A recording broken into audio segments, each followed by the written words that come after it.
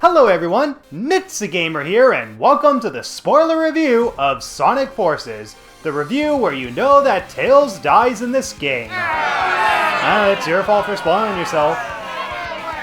If you haven't seen part 1 where I mostly kept it to a non-spoiler review, I highly recommend watching that first, as I'm gonna avoid repeating myself for the sake of a straightforward video. But if you saw it, played the game yourself, and are ready, I can finally talk about my thoughts on Espio's bisexual relationship with Vector. Yeah, that's why he has a heart on his chest. Seriously, people, play the game and don't dilute your experience. So as some of you know, Sonic Forces has unfortunately become a very polarized game, with a lot of fans feeling average or disappointed. As for me, I definitely had problems here and there. Classic Sonic was average and really needed to be worked on or just removed entirely, but I praise this game for its setting, the gameplay for modern Sonic and the Avatar. As a whole, I like the game. It's not the best, but it's far from a bad game. So, now that I can talk about Rouge's affair with Knuckles, play the game, people! You should know this stuff already!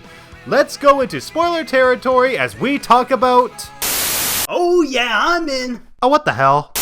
Damn it, of course someone had the chance to interrupt you before I had the chance to. Oh, no. I am not doing 3 performances for this review, okay? I got sore vocal cords after doing my Sonic Mania countdown. Well, suck it up, because you're gonna need someone who's gonna save your viewers from a mediocre game. Mediocre? Dude, this is like one of the best Sonic games of all time. What do you mean you didn't record our conversation? I wasted my voice for hours on that. Wasted indeed, but at least it was worth it. Or maybe I didn't record it because people are here for an actual review. This is my show, so here are my rules. It is clear that you like Sonic Forces, and you, the guy who has seen cop drama shows one too many times, doesn't like Forces. Hey, I just prefer not to have my identity in full view, okay? That's also why the lower pitch. Yeah, just so you can bully people online, right? Shut up. Enough! Okay, look. I got the remote right here. I'm gonna mute you guys for now, and if I need one or both of you to say something on the subject matter, then I will unmute you so you can throw in your 2 cents. Deal? So, you're actually okay with me bashing on Forces? If it makes the review more fleshed out, then yes. No, what we need is more positive reviews. This game has been bashed on so much that people are making the assumption that this is a bad game. That's because it is a bad game, dumbass. Oh, go to hell, you fucking asshole. Just because you don't like to have fun doesn't mean you have to... You know what? I'm starting to think this is such a bad idea. So, without further ado, let's talk about gameplay once again. The war to take back the planet begins now.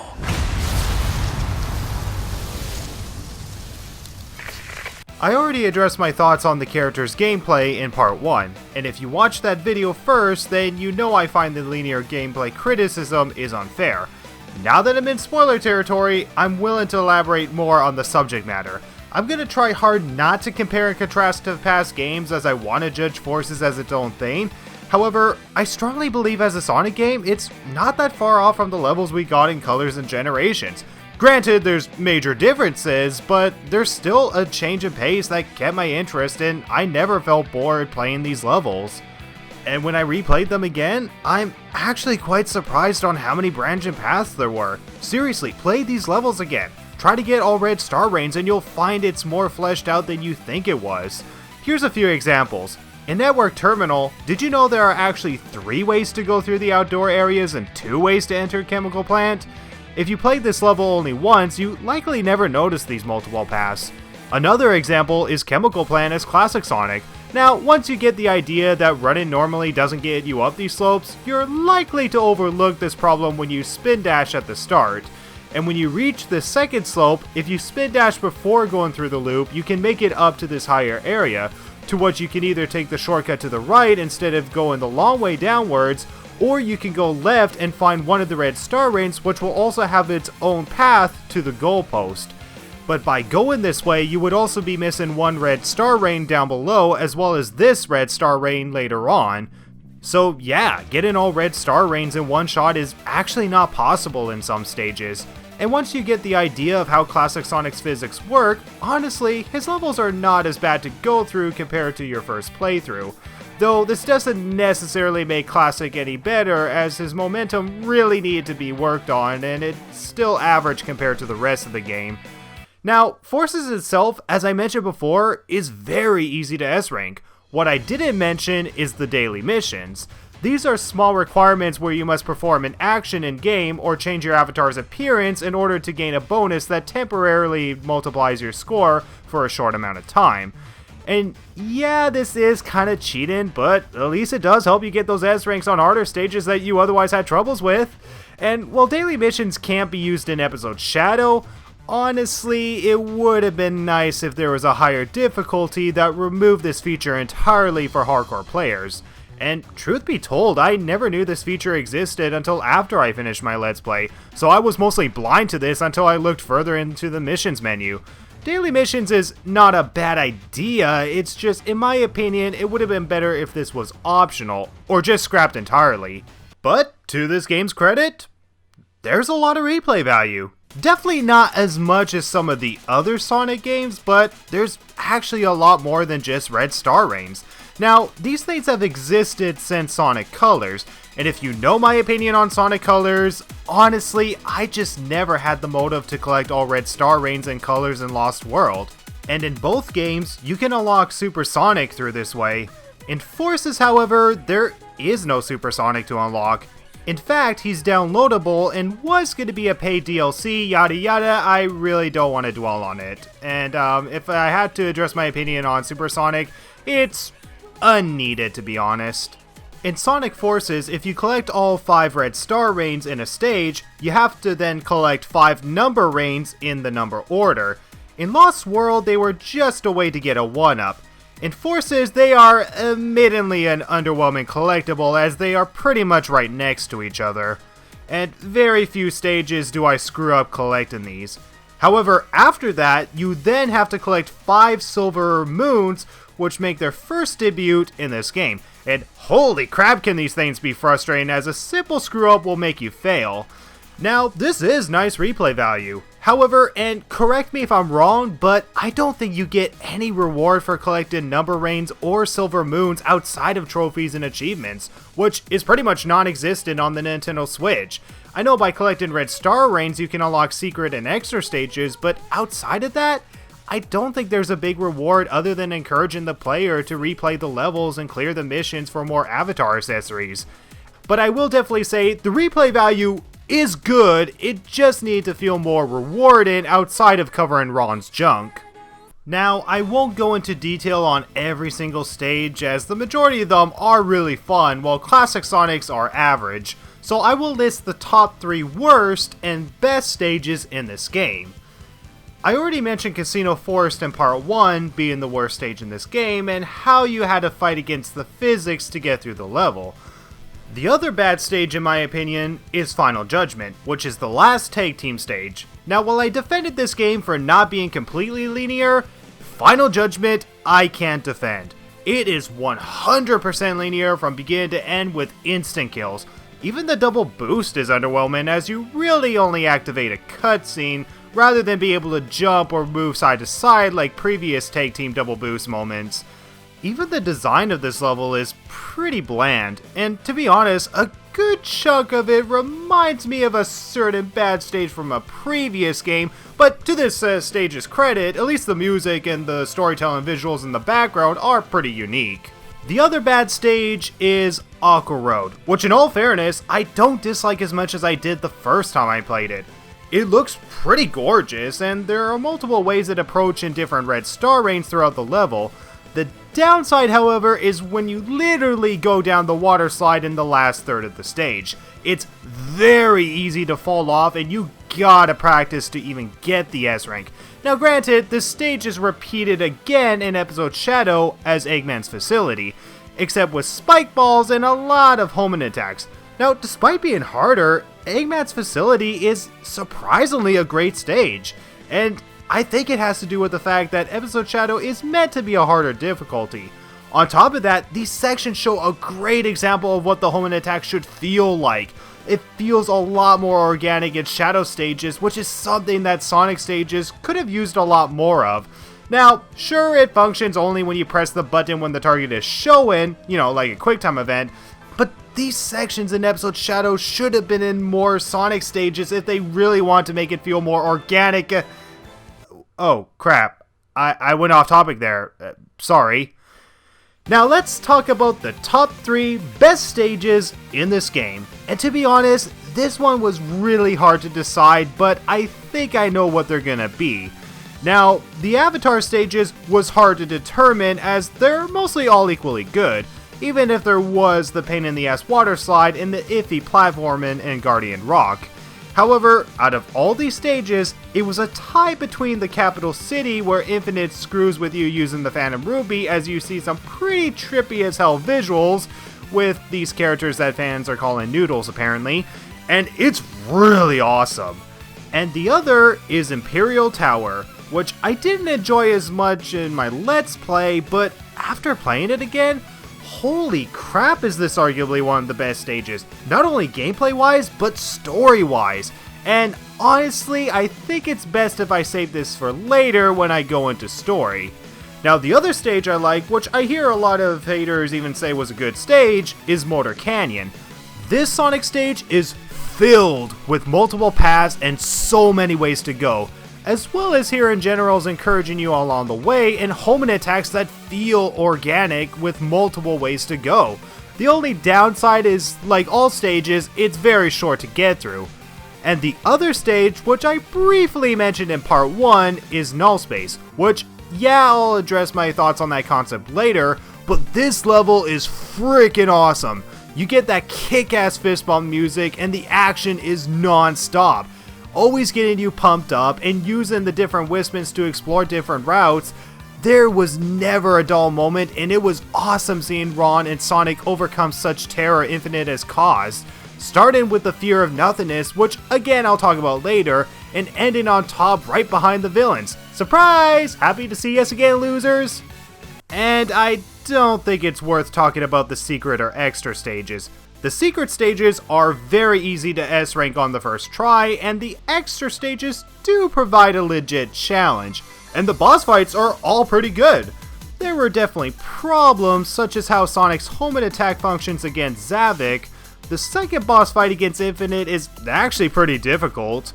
The third fight against Infinite pretty much being a repeat of the Metal Sonic boss fight in the second half, and not knowing what the hell to do as I kept dying over and over again, fighting against the Death Egg in the first phase, not realizing that I could knock these rocks back more than once to make things easier on myself, something that you couldn't do with the Egg Dragoon boss fight earlier back.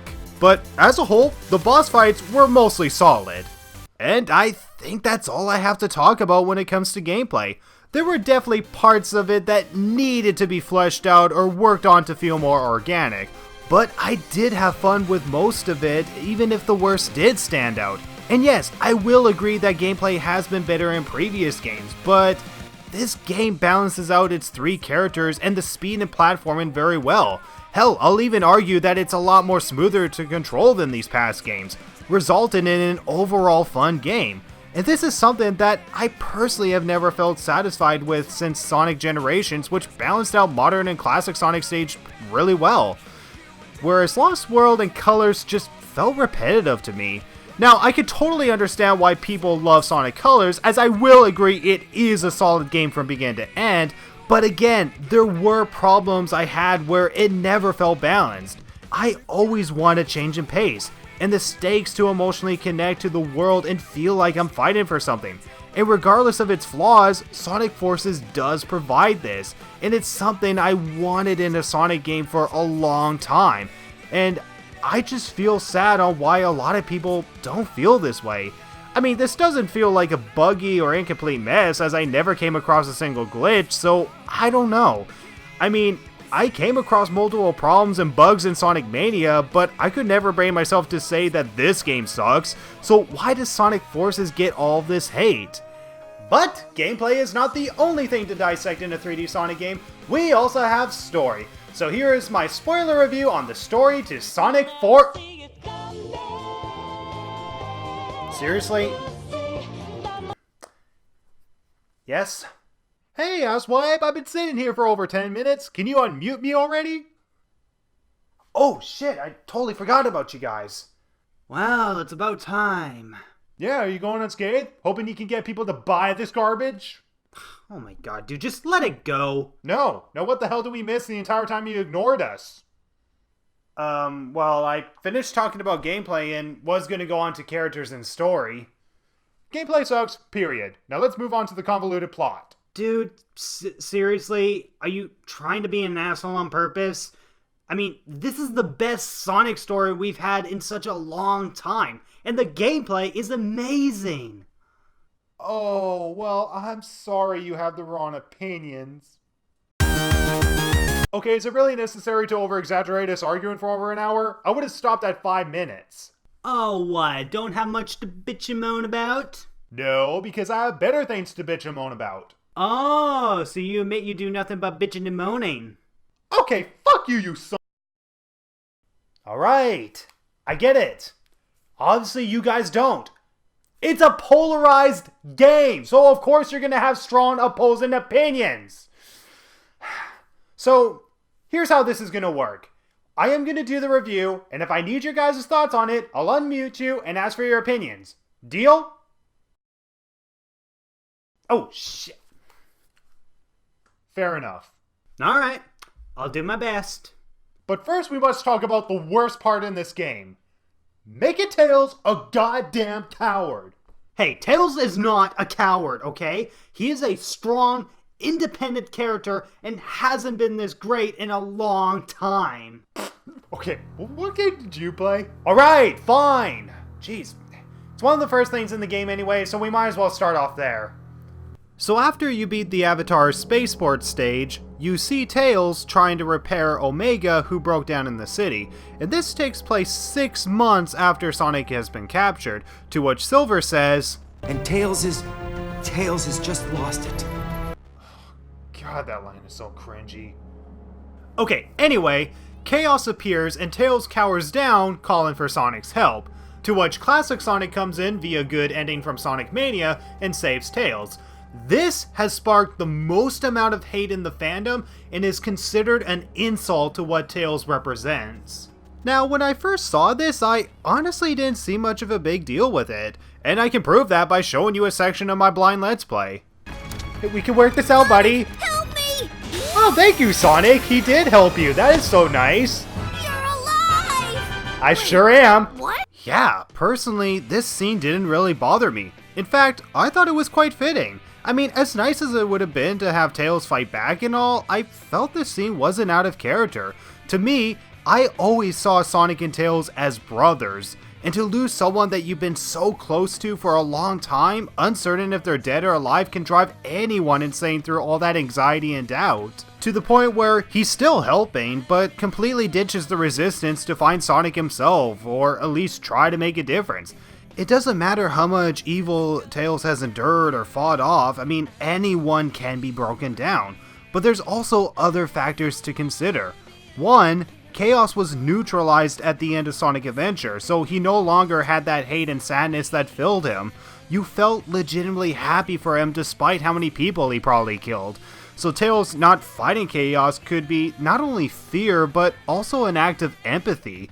And on top of that, he is alone. He's just a kid, and while he did face up against Chaos 4 by himself, that's actually the impression you get. Let's not forget that Sonic Adventure 1 had slight alternations between the character's story, including dialogue changes and a different character acting more important than the other, depending on who you play as. You fight against Chaos 4 as either Sonic, Knuckles, or Tails. Gameplay-wise, this continuity doesn't make any sense. But story-wise, there's 2 possibilities of what's really happening. This could all be from Tails' perspective as he barely fought Chaos 4, or he was fighting Chaos 4 alongside Sonic and Knuckles. They just couldn't show all 3 of them fighting because of the limitations in technology back then. Because this is what the game shows, it gives the player the wrong impression that he did it all alone. And bear in mind, this was before Tails and Sonic got separated, so Tails would still be dependent on Sonic.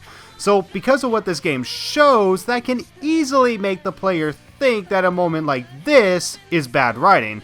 So a mix of anxiety, fear, loneliness, and empathy could be what was on the developer's mind when they were making this scene.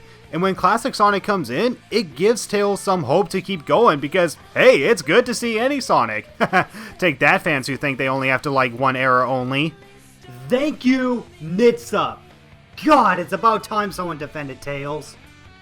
But I will say this though, if that was the mindset of the creators, they need to portray it a lot better. Say what?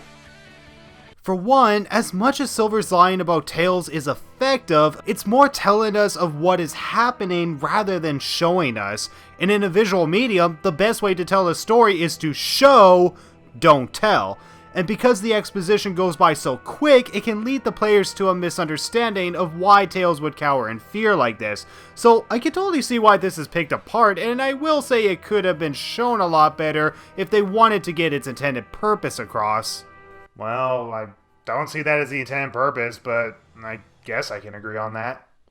However, I don't think it's entirely fair to blame the writers for this. For one, while some video games have been able to show more emotion through its characters through show, don't tell, sometimes you need to explain something for the player's eyes, and doing it through dialogue is unfortunately the fastest way to deliver it to the player so they're not watching a long cutscene. People play video games to play video games, not watch a movie. Show, don't tell works perfect in the film medium, but in the video game medium, you have to keep the player's attention as they need to be in control of what is going on. So to explain things through dialogue is unfortunately a sacrifice that even big budget games have to make. It's a matter of balance when it comes to video games, and spending too long on a visual can bore a player who doesn't care for story. And Sonic, being a character who runs fast, can easily bore the player if the story is too slow. And second of all, when it comes to playable characters, it's very rare that a game cuts to its side characters to show what the main characters don't know. And when it does, it has to somehow connect to the playable character, which in this case would be Classic Sonic. So they can't show a lot with just Tails alone unless he was the playable character. Hell, I would argue that this game would have been better if they scrapped Classic Sonic altogether and made Tails the third playable character. He's the one with the story arc, whereas Classic Sonic felt more like a marketing tool for Classic fans. Because while Classic Sonic does give Tails the motivation to press forward, he's practically useless in the story after that. I mean, I will admit Tails saying goodbye to Classic Sonic was touching, but it would have been more emotionally gripping if they gave Classic Sonic a character arc we can get sucked into. And the game doesn't do that. So in the end, I would agree that Tails cowering down like this would have been better if he was the playable character and was presented better so the players know that this was because he was psychologically torn, rather than make people think Sega just ruined his character just for the sake of making him a total bitch. And in the end, I just hope this is the last time we see of Classic Sonic in a 3D Sonic game. Cheer up, Tails. I'm sure we'll run into him again. No! Wait, did all three of us disagree to that? I think so. And you too? Well, I did like Classic Sonic in this. It would be nice to have him not shoehorned in another 3D Sonic game. Huh, okay, at least we have something we can all agree on.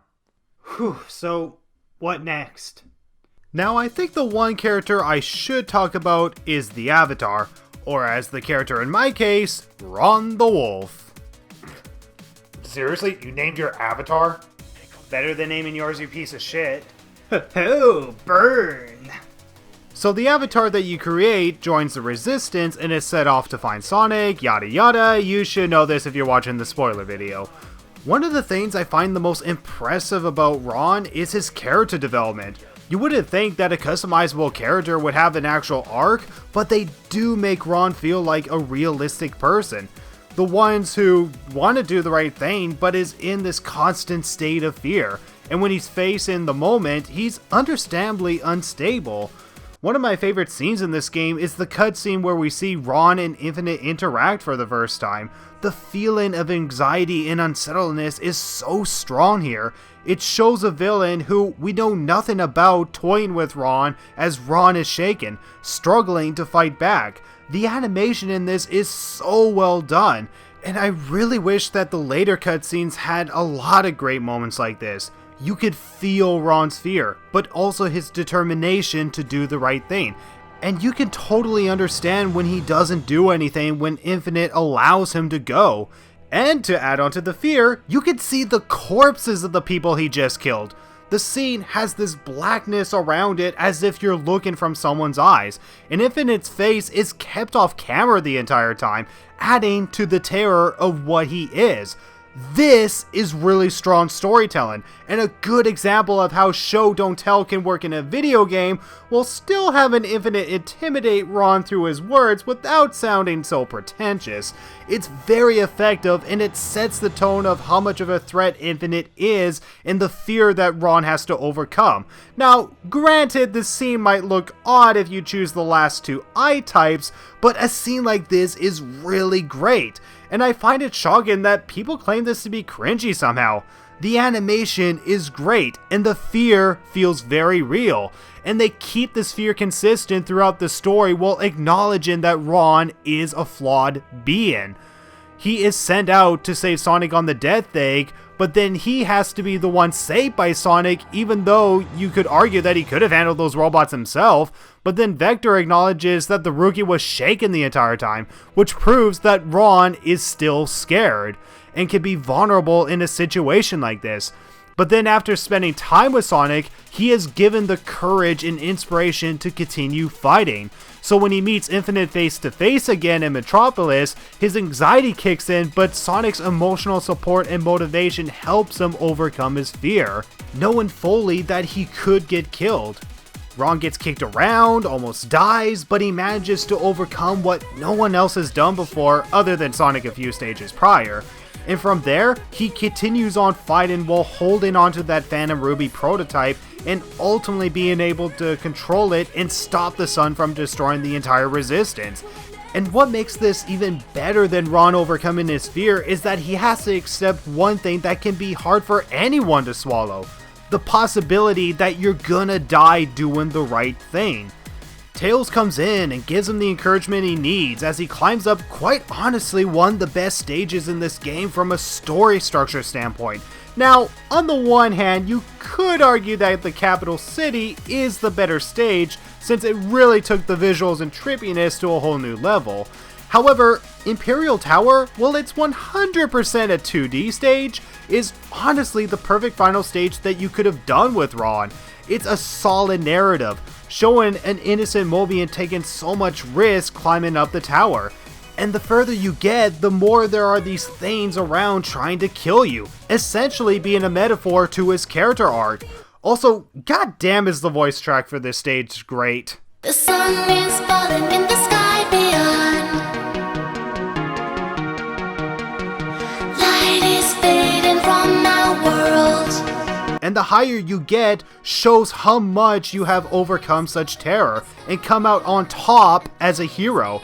And a stage like this is a great sign of storytelling and is what makes the addition of the Avatar quite arguably one of the best things in this game.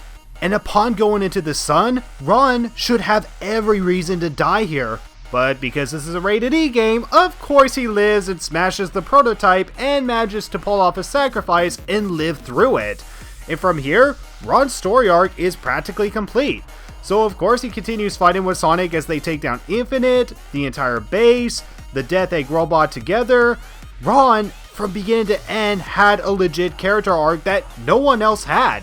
Even Tails' story arc, I do acknowledge, is very flawed as there's barely a third act structure for him, but for the fact that the team can make a customizable character so strong is both surprising and extremely satisfying.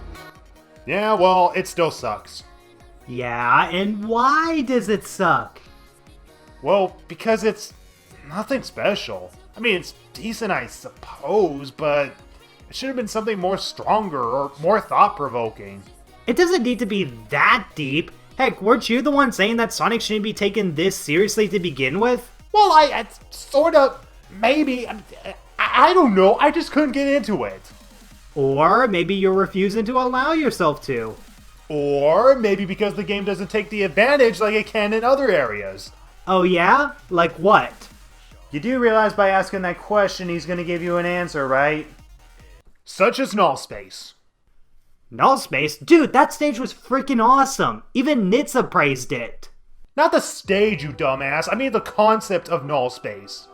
And how all of it was just a quick time event out and it's never seen again? Like, what the hell? What was wrong with having half of the stage be inside of null space? Like, give it a damn platforming section or something. Yeah, but it's called Null Space for a reason. It's a reality of nothingness, so having a platforming section would make no sense whatsoever. Okay, but it's clear that null space was supposed to be more than just a section for double boosting. The music lasts for 20 minutes, while the actual music piece is 1 minute and 57 seconds. And not to mention, the concept art that shows infinite within null space. I mean, what the hell was supposed to happen here? A realm of nothingness could be very interesting, heck, psychological for Sonic and the Avatar, but instead, it's revised to just, oops, just gotta fist bump my friend and boost out of here. As we spent the majority of the stage not in null space. First of all, talk about false advertising. And second of all, the other concept arts at least looks like the stages we got, with the exception of this gate in Green Hill, but why was it worth scrapping the potential of null space? It just comes off as an inconvenience you find in your backyard than any story arc. Nitsa, how are you gonna defend this? Well, to be honest, I really can't. I have to agree with you. Whew! Oh, what the hell, Nitsa? Yeah, honestly, I would be lying if I said the lack of null space didn't bother me. I mean, sure, there's not much you can do gameplay-wise, but story-wise, you could have shown another cutscene of the Avatar maybe feeling doubtful or crying over his fate, while Sonic encourages him to press forward. It would be incredibly short, but it would at the very least be interesting and actually taken the advantage. Hell, there even was an unused audio clip of Sonic as well as obstacles that could hurt you that you could only double boost through, clearly showing that null space would have been longer. Prison that goes on forever, huh? At least getting sent here taught me something. Nothing beats realizing that you're not alone. This does not appear intentionally in the game, and it's a shame, because a line like that really does add emotion to the situation they are in. So, yeah, I personally can't defend null space, because after 20 seconds inside, you never return back to it again, not even in the climax. And no, from what I've researched, the area you fight the Death Egg in doesn't seem to be null space from what I can tell. To say that this is a missed opportunity is an understatement when it reeks of unused content. And to be honest, this is not the only moment where the game has a missed opportunity like this. The other example would be Chaos. Now, I love Chaos from Sonic Adventure. In my opinion, he's probably the best Sonic villain ever created, who you felt sorry for and posed a huge threat. Now, as we find out by the twist with Shadow, it turns out these villains are illusions, which I totally called back in my September Thoughts video, by the way. And while this does redeem my skepticism for having Chaos and Shadow on Eggman's side, they don't really use Chaos to his potential. He primarily appears in the most controversial cutscene of the game and is seen later as duplicates in the battlefield. And then that's it! There is no boss fight with him whatsoever. I'm not completely disappointed by this, since I don't really want to fight a guy who had to watch the chows he protected get slaughtered, but as an illusion, and one that is marketed in the E3 trailer, this does feel like a huge missed opportunity to do something with him. I mean, at least Shadow's illusion was used as a tease that he would even join Eggman's side, so it worked as a transition to reveal the twist that these guys aren't the real bad guys. And while I highly doubt that anyone bought this game just because it has Chaos in it, I can totally understand why fans would feel disappointed by this, because this is a legit missed opportunity to have him do less than how much the marketing built him up to be. Hell, he's a playable character in Sonic Force's Speed Battle, so why was he toned down in the actual game? I don't know, but at least he's an illusion and not the actual Chaos, or otherwise it would have ruined that character arc that we deeply admired in Sonic Adventure. And speaking of these illusions, let's talk about Shadow. If you saw my top 7 Rise of Lair countdowns, you know that not only do I hate the character's change, but I also could not get into Kirk Thornton's performance as him. Well, now that we're in the main series, Kirk Thornton does come back for the main role. And to be honest, he actually does a really good job. But the thing is, I never saw him as a bad replacement for Shadow, it's just the direction given to him in Sonic Boom makes him come off more as a stereotypical bully who has to stretch out his sentences. I mean, Kirk can sound like the guy, but the direction and delivery was painful to listen to. In Sonic Forces, however, he is given a much better direction, by sounding like the character without being pretentious on how edgy he is. I mean, he doesn't carry the same emotional weight as David Humphrey or Jason Griffith, but that's mostly because Shadow is not the emotional focus in this game. Even in episode Shadow, Kirk simply just has to be the character. And while we still have yet to see if he can pull off the same emotional weight, you know what? I am glad I was correct about his Boom performance being bad direction as opposed to him being the problem. So Kirk, if you're listening to this right now, you done good, buddy. And yes, seeing Shadow actually smiling is pretty awesome too. And now it's time to talk about the Edgelord himself, Fluffy Tail. So if you saw part 1 of my review, you will know that not only do I like Infinite, but I even used him for my profile picture on my Twitter account. I don't know what it is exactly, but there's something about this villain that I really get sucked into. Now granted, he's not as good as Chaos, Gerald, or from the Black Knight. Seriously, play that game, guys. The twist in that story is so worth it. Anyway, Infinite is not as good as those villains, not even Eggman. But honestly, I enjoy Infinite more than I do with Metal Sonic and Mephiles. And pretty much all the modern Sonic villains in Lyric were either bland or had missed potential. Whereas Infinite, however, does have something going for him. And yeah, I was mostly hyped for this character after his awesome theme song and 2 trailers. But I'm not gonna lie, there is unfortunately one major problem with Infinite as a character. And that's for the fact that he's kind of devoid of it. Not to the point that he's not interesting, but with the way his theme song played out, I think many people, including myself, had a different vision of who Infinite was. Now first of all, I f***ing love Infinite's theme song. I usually don't like this style of music, but goddamn was it so catchy and I felt like it had deeper meaning. And it was literally the first song I bought after the full soundtrack was released. It's still an awesome song and it really helps give Infinite so much character. Except, there are 2 problems I have with it.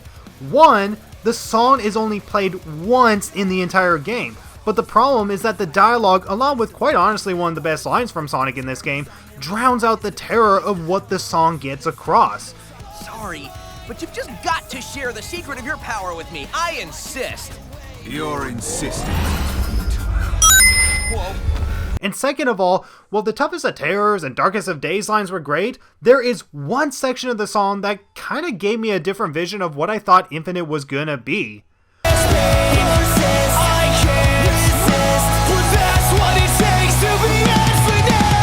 Now before playing the game, I love this part of the song, mostly because I got the impression that Infinite was a character who has to endure constant pain or has experienced a lot of pain and suffering, and his tormented self is ultimately what makes him infinite, or even gain immortality or something like that.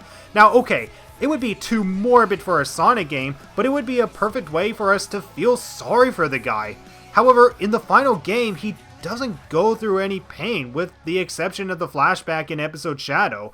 I honestly thought we were going to feel sorry for this character, so I was waiting for that moment to happen.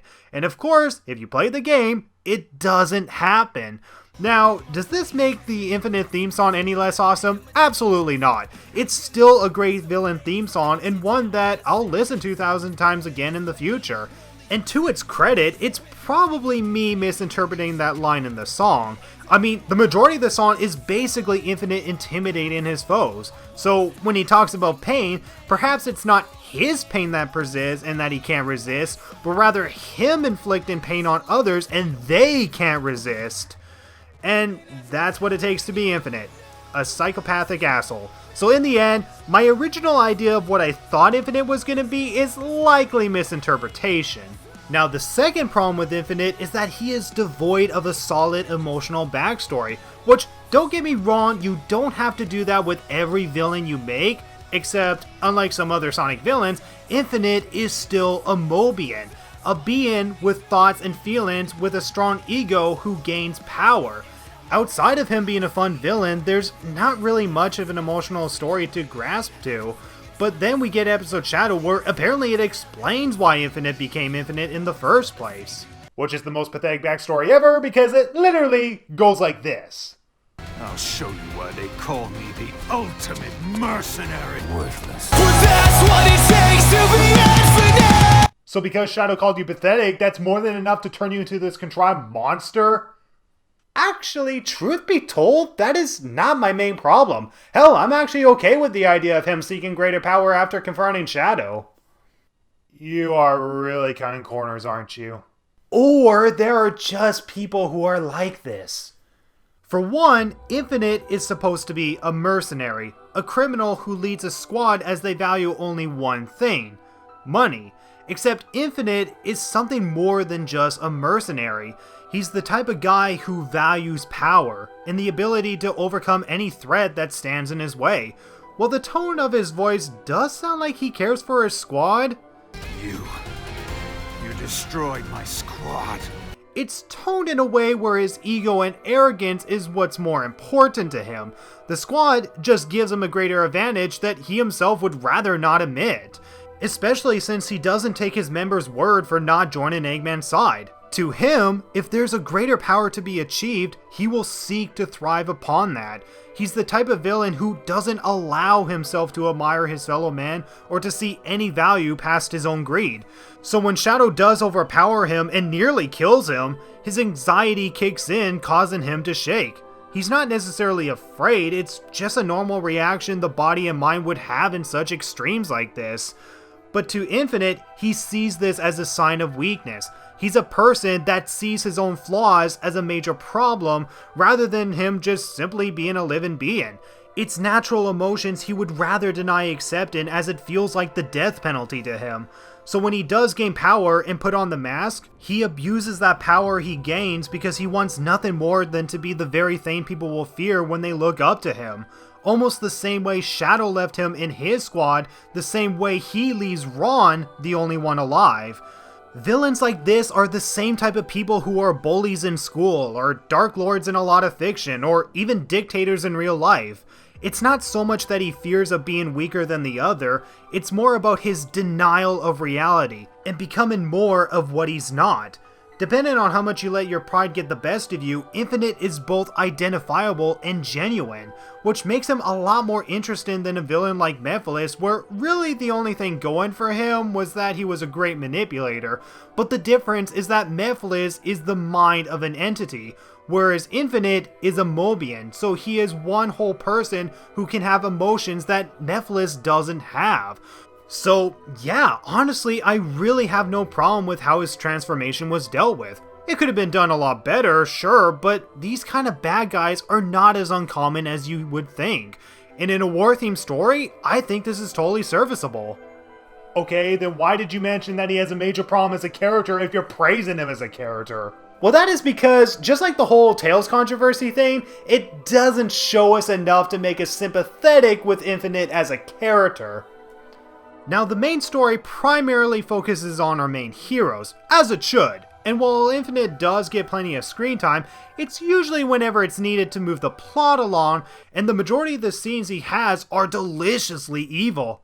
I will teach you fear, then pain, and then, well, at least the fear and pain will end. God damn it, I love you, Infinite. but that's the extent you get with him. And when you face up against him the third time, his fate becomes ambiguous as the Phantom Ruby prototype just warps him away to somewhere we don't really know. But this does leave open the possibility that he's still alive upon destroying the Death Egg robot. The prototype that was infused into Infinite likely becomes useless, making him now a powerless being. So if Sega does plan to bring him back, I would say hell yeah, bring him back. But only if you make him more of a character than what this game has given him. Because there's nothing around Infinite that makes him three-dimensional enough. Yeah, but that's what the comic and DLC is for, where you can learn more about him in the Jackal Squad. True, but here's the problem. We know nothing about the Jackal Squad. In episode Shadow, they are never seen on screen, and it's just told that Shadow has wiped them out. So the only emotional attachment we can have to Infinite is that he's lost his men and is in a vulnerable state to overcome Shadow. Except, we know nothing about his connection to the squad and how he truly feels about them. To which you can argue, read the comic, that'll answer your question. But truth be told, that actually kinda makes it worse. For one, we do get to see what the individual squad members look like, and Infinite's design without his mask is actually pretty awesome. Which for some reason episode Shadow hides, but likely because they never updated his model to make him what he looks like in the comics, as you can see in this Japanese version where the black bars are gone. But here's the bigger problem. We're shown the squad, but never explained what Infinite's connection is to them. The best you get is that Infinite values power over what his squad has to think, and that's it. There's no names, personalities, or anything to flesh out the Jackal Squad. And it's a shame because there's so much potential you can do with these guys. The more we learn about them, the more emotionally savaging it could have been to see that they don't make it. Which could be used as a way for us to feel sorry for Infinite and what he's lost. He doesn't have to admit he feels bad about losing him, he just has to be in enough denial to show us that there's some emotional connection between him and his jackals. And neither does episode Shadow or the comic succeed to do that. Exactly. There's no emotional connection, so how can this guy be a likable villain? Well, to be honest, he's quite a charming villain. It's kind of hard to explain, but there's just this likability in seeing how much he enjoys giving the worst to people. And honestly, when you think of realistic bad guys, a person who seeks power above others and finding any flaws like fear and weakness to be a bad thing is not uncommon. And hell, we likely even have had these feelings ourselves at times. He's an extreme you can't reason with, and when he's given the opportunity, he goes into a full-out attack killing people and leaving the Avatar alive to endure such terror. Even if he's not given much depth, there's this sadistic charm to the guy, which is a million times more interesting than Mephiles, Gaia, Time Eater, Lyric, and the deadly stereotypes. He's not the best as I mentioned before, but he's still the best villain we've had in a while. It's just his biggest problem as a character is that we needed something to emotionally attach to, and it's impossible to look back on this guy and feel like there's a lot of missed opportunities. So yes, I like Infinite, and I can only hope he's used again if he's given more character. And I think the majority of the fanbase can agree on that, because goddamn is the fan art so good. And when you get thousands of artwork of him and very little artwork of the hard-boiled heavies, I think that's a very good sign. Or it could be furries who want to a Sonic character. Anyway, my point is, I feel the majority of the fanbase is opened up to the potentials of who Infinite can be as a villain.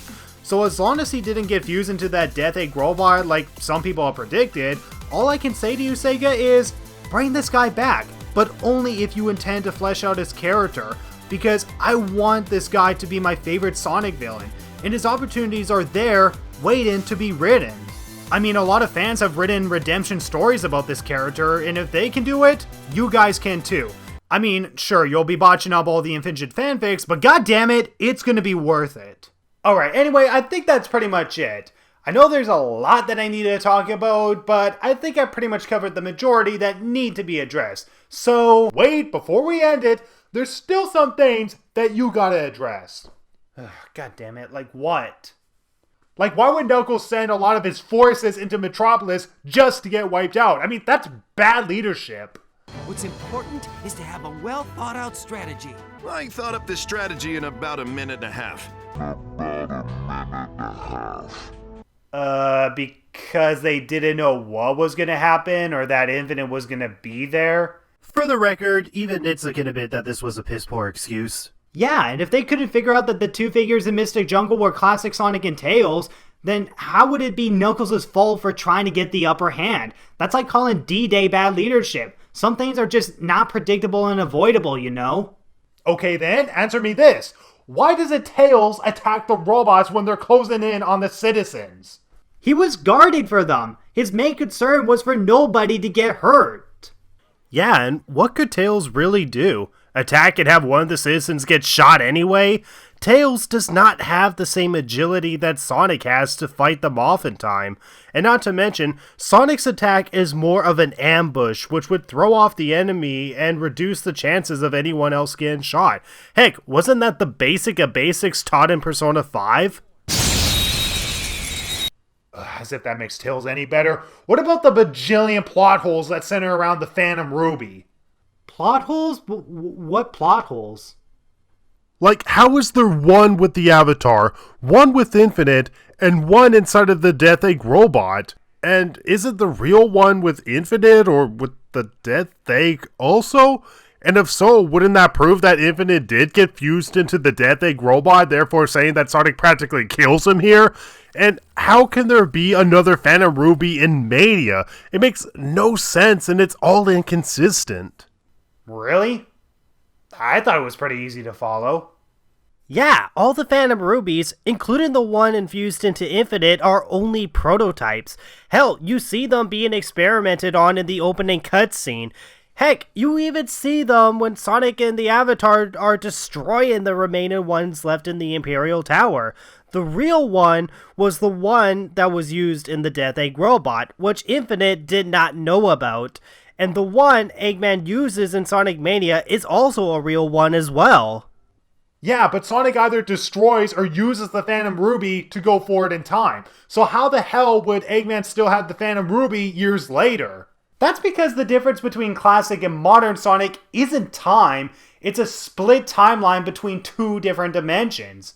And thanks to Forces, this actually fixes two plot holes that Generations had. Okay, seriously, Nitsa, stop trying. Shut up and let him talk. During their battle in the Metropolis, they're kind of like the fake Chaos Emerald from Sonic Adventure 2, where they have similar properties, but are not as powerful as the real one. Alright, Nitsa, I have a game for you. Actually, I was hoping that we could wrap up this video. I mean, I know I got a ton more to talk about, but I can only hold people hostage for so long. Alright, here's your test. Sonic Mania or Sonic Forces. If you had to choose which one to take out of existence, which one would it be? None, because you can't just... Oh, no. You are not avoiding this. It's time to show the Sonic fan you truly are. A fresh nostalgic experience, or a rush game with no depth. Yeah, go for it, Nitsa. Prove him that Mania is not what the franchise needs. We need something that is original over something reimagined. Yeah, I'm not picking. I mean, show of hands, guys. How many of you think I should leave one game out? Oh, you gotta be fucking kidding me! You know the right answer, Nitsa. If you don't want to lose followers, then you know which one to leave out. You have to decide.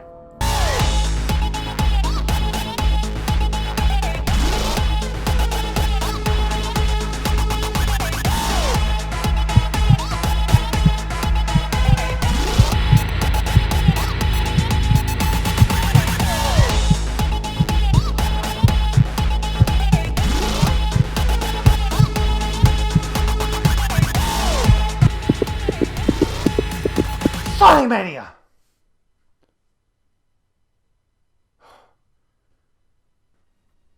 Wait, what?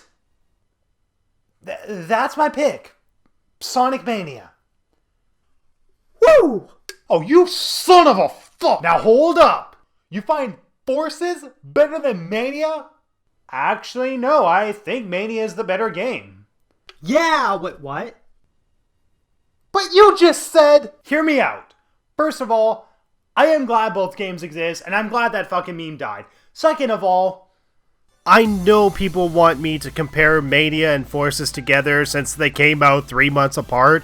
However, I think that's an unfair comparison since they were two very different games made by two very different developers and with a different direction. And by all means, I do think Mania is the better game in terms of a gameplay experience. However, here's the thing. Mania is mostly a game of reimagined gameplay with not much originality. The advantage of it is that it could introduce a new generation of people to a franchise by showing the old days of Sonic, as well as create a fresh new experience that, in the end, was a great game overall. It has flaws, sure, I mean watch this video to know what those are, but it showed us that Sonic can be amazing and didn't need to have a Sonic team developing it.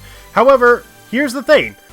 Forces evolves the world and story. It may reuse similar locations, but like I said before, they change and evolve these worlds with something that works with the overall setting of the game, and actually does something new with the series. Mania, however, is more of a reminder of the old days, which again, is great and all, but it doesn't offer that much value that you could have otherwise played in these past games. And even then, I consider the reimagined zones the least of Mania's problems, as the zones themselves are great. It still doesn't involve Sonic as much as it should have, but I don't blame that on Christian Whitehead or the team, as I know they were forced to reimagine these zones. But in comparison to Forces, Forces just has a lot more to offer. Maybe not in terms of gameplay wise, I mean yeah, Mania is the better game, sure. But I still think it would be the least lost compared to Forces, which does evolve the series. And hell, I've seen a ton more fan work come out of Forces, whereas most of the fan work from Mania usually comes from the mods, which shows that Forces has a greater timeless value that makes it worth our time to discuss, or even discuss questions that aren't answered, giving us many aspects that can be left up to interpretation. Sure, there may have been missteps here and there, but I honestly find myself admiring Forces more for what it is, even if I do say Mania is the better game. Yeah, well, I say Forces is the better game overall. And I believe you're a piece of shit who likes mediocrity. Whoa, dude. I don't accept mediocrity. I want something that is new and fun, and Forces is both of those things. Oh, so you like classic Sonic and the whole concept of null space? Yes, I do. Did you even play the game? I think the biggest question is whether or not you did. I think you purposely spoiled yourself to those leaks, purposely not giving a damn about your emotional investment. Heck, you probably jacked off to that Ouija dude refunding the game. Whoa, hey, I hated the game and all, but what that asswipe did was totally unforgiving. The problem is that you wanted to hate this game from the start. Do you honestly think I wanted to? Yes, because all you talk about is how this is like the worst thing in existence, and you insist on treating people like shit. Look, I have my skepticisms, alright? I wanted to love this game, but it takes every step backwards. By simplifying Sonic's gameplay, making Tails a total bitch, and throwing every opportunity out the window despite the fact that it was gift-wrapped for them. This game made me rage after beating it, and I got bored playing through it. It wasn't fun, it lacked ambition, and they tried to appeal to the newer generation because screw the rest of us, right? Yeah, I disagree with everything you said. The gameplay, and yes, even classic Sonic, is fun. Tails is more of a fleshed out character instead of this flat tech guy in some past games. And for whatever reason, you guys picked this apart because, oh no, a character with flaws? That ain't PC enough. I am so scared of my Fox Boy having development. They focus more on a psychological approach, and every inch of this game just speaks of passion. It's honestly like the Sad AM cartoon where you have a rag team of survivors who form a resistance to face up against a major threat. Something that this game captures without going against what Sonic has evolved to now. It's for newcomers and hardcore fans, and they made this a perfect balance with very few problems. Are you talking about a different game entirely? Because if this is the direction you want, You guys are going to be the reason we'll have mediocre Sonic games from now on. Sega needs to know that this is not okay and that they shouldn't pull whatever shit out of their ass. They need to consider the fans as well and not just the casuals and newcomers. I want something fun and original too, and your acceptance of this is harming this franchise. No, it is your goddamn pride that is harming this franchise and making the fanbase look like a bad stereotype. I've heard some people say that they were leaving this fanbase because it's being ruined by poisonous people like you. I can't go on Twitter without seeing a stupid ass post bitching and moaning about how bad this game is. You guys are doing it on purpose because you feel like it's the cool thing to do. Or you don't even think at all of what this game was meant to be. It's like you want Sonic to be dead. No, I don't. And letting Sega know what problems it has is the only way to fix this broken mess. There's nothing to fix if there's nothing broken. All you're doing is just giving the franchise and the fanbase a bad reputation because fuck us, right? As if real life wasn't stressful enough, you force us to feel shameful and you blind every reviewer to rank it as a bad game. Well, it's your fault for being so sensitive about it. Stop!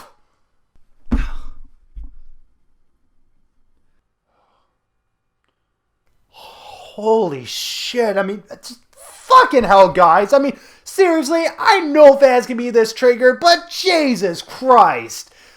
You guys just don't get it, do you? It's a polarized game. So of course your opinions are going to be at opposite extremes. You are not going to convince the other to think otherwise. And you want to know what the sad part about all this is, guys? What you just saw was barely a satire or an over-exaggeration. This is unfortunately how fans are treating each other online. And it's really led to disaster more than anything else.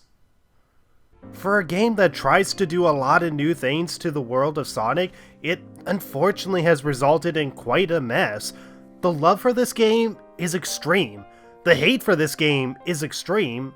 And it's impossible to go around with an opinion without being called for hypocrisy or a lack of vision. If you hated this game, you were a prejudiced asshole who wants Sonic to die. If you love this game, you accepted mediocrity and want Sonic to die. And if you felt average about it, well, clearly you weren't giving a damn about what you were playing and could care less if Sonic died. And this has unfortunately resulted in a lot of bullying and accusations against fans and newcomers alike, and none of it is justified and has only made the fanbase worse. I've heard some people say that they were leaving this franchise because of the way that the fans treat each other.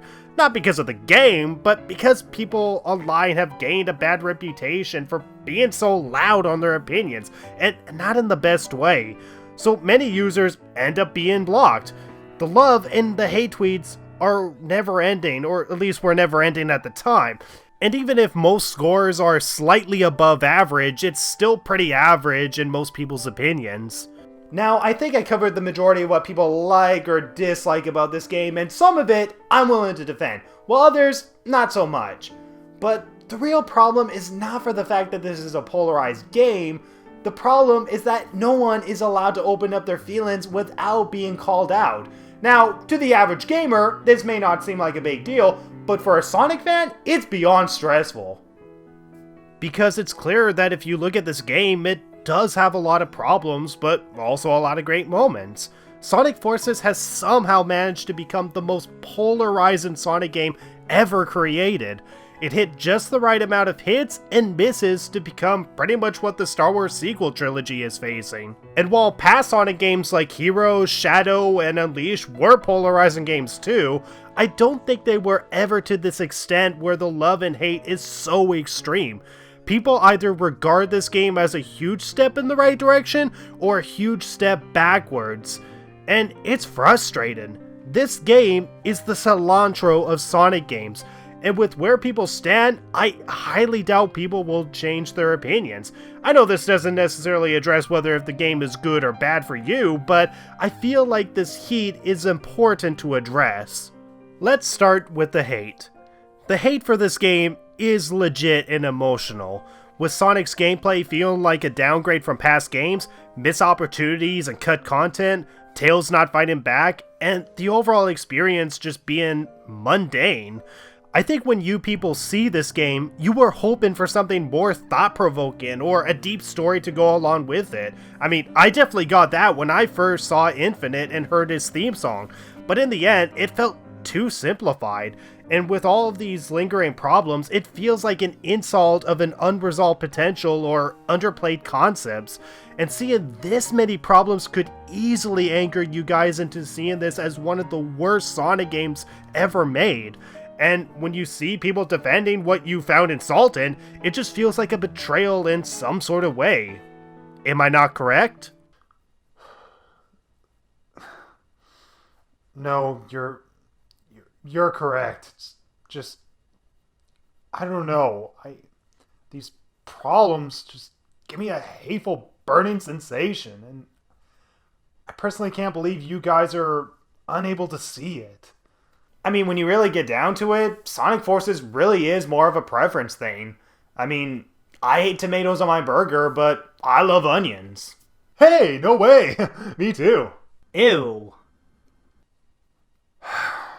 I don't know. I mean, I guess I'm starting to understand why you guys feel the way you feel about Forces and all, but I just don't think it's a step in the right direction, and as a Sonic fan, that really worries me.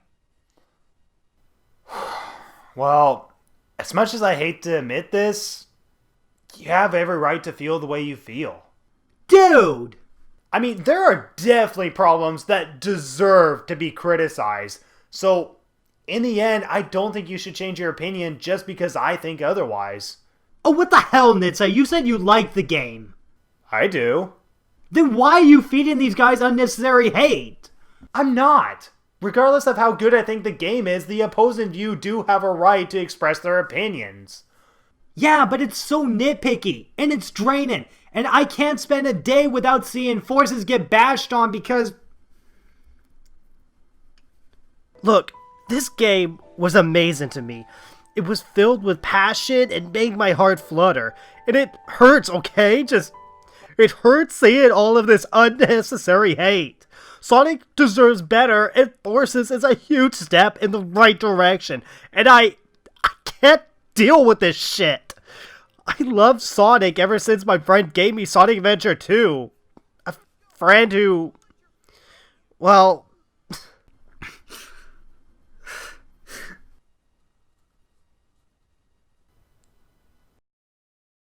Oh, I see. Oh, I'm sorry.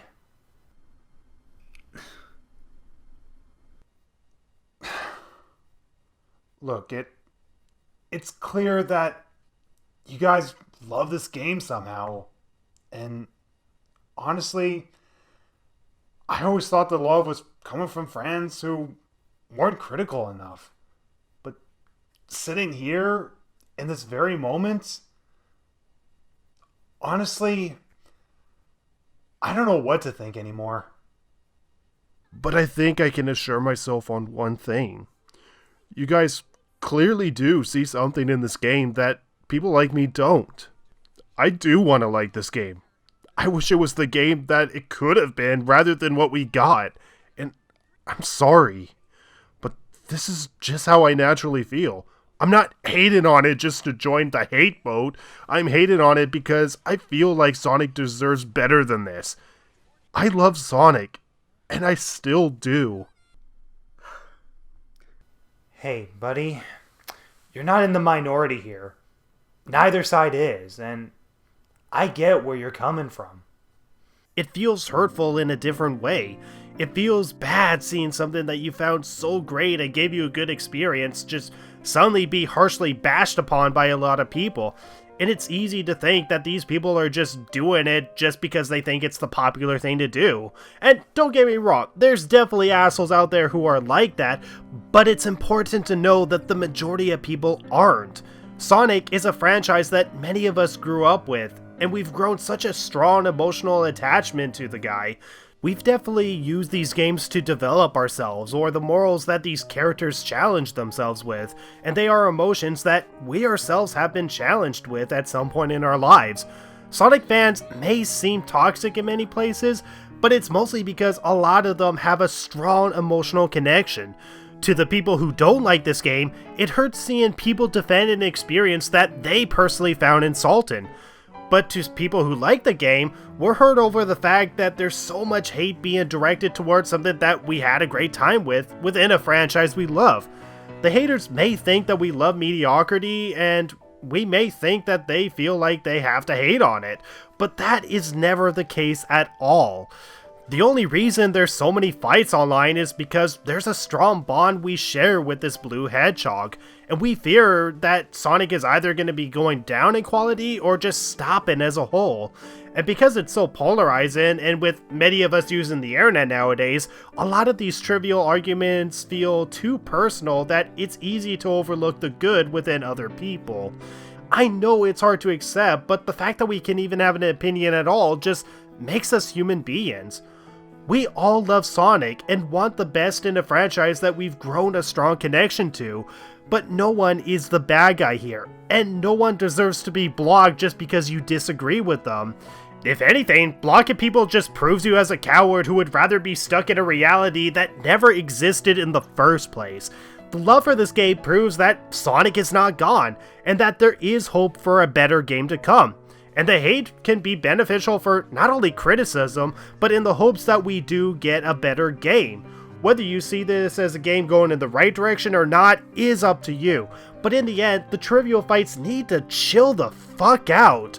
This game deserves its love and criticism, and both are necessary regardless of how much you love or hate this game, or even feel that one or the other is unnecessary. Both are very necessary. Suppose so. I know you're not wrong, it's just... I love it. Hey, buddy, I hope you understand that I honestly may never like this game, and I likely won't be able to see how you could ever like it, but honestly, you guys are lucky. You guys are lucky that you can even see value in a game that honestly looks like a void to me. I wish I had the same feelings as you guys. And to be honest, I owe you guys an apology.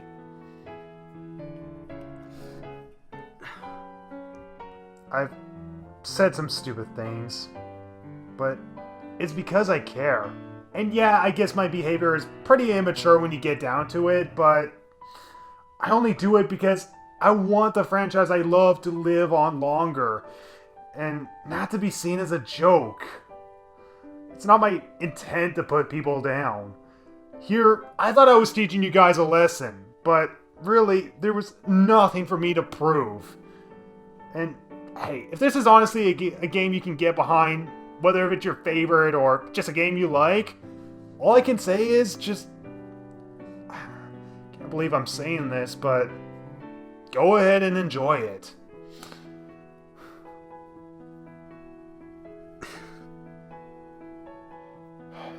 Here, accept this.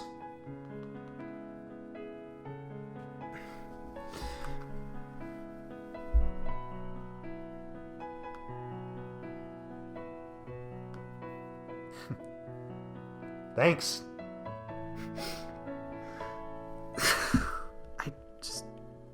It doesn't make sense to me. And I don't think I'll ever get it. But if your true intentions is to give Sega the feedback they need for a better Sonic game to come, then I guess we have a good game to look forward to. Yeah, let's hope we get a nice game that we can both love. Yeah. I suppose I should apologize myself for accusing you of some prejudiced asswipe. Don't worry about it. I acknowledge that I haven't really presented myself the best way I could. Well, neither am I. And whether I like it or not, I'm gonna have to tolerate the hate on this game, even if I don't understand it or even if I think it's blown out of proportion.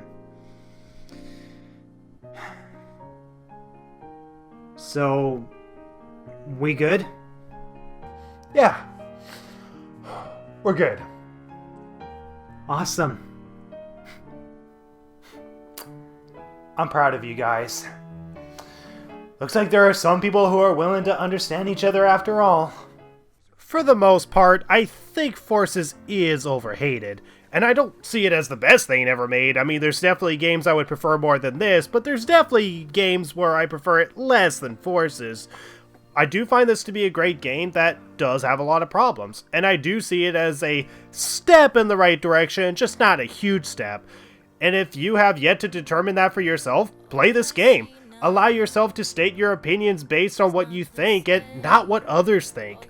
No one should have to feel ashamed for their natural feelings. It's your right to like or dislike, and if anything, it's best to present yourself as a person who cares and not have to go above or beyond others. Seek to understand one another, and don't take an opinion in such a political manner. This may have damaged the reputation of the fans on social media, but this game is a stepping stone for maybe the best to come. Sonic Forces may be polarized, but perhaps it's a good thing. I love what the new engine has done to create the environments and even how fast it loads. I love the gameplay, the characters, the themes of Tackles, the avatar, Fluffy Tail, and yes, I'll even defend Tails a little bit.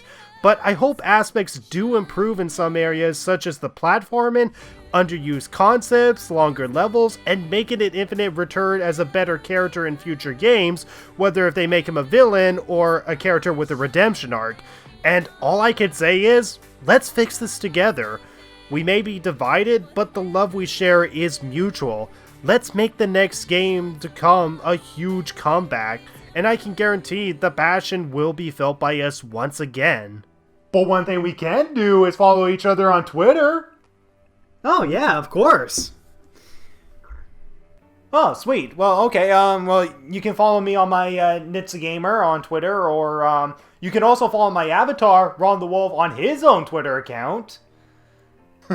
That's cute, dude. You know what? I'm really glad we joined here together.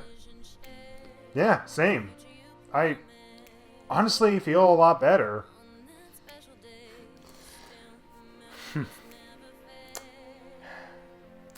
Things are only gonna get better.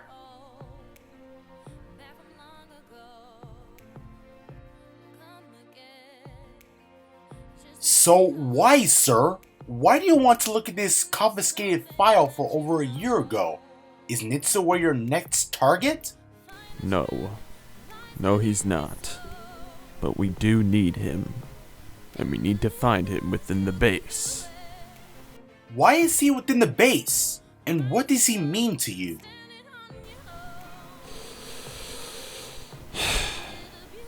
He saved me.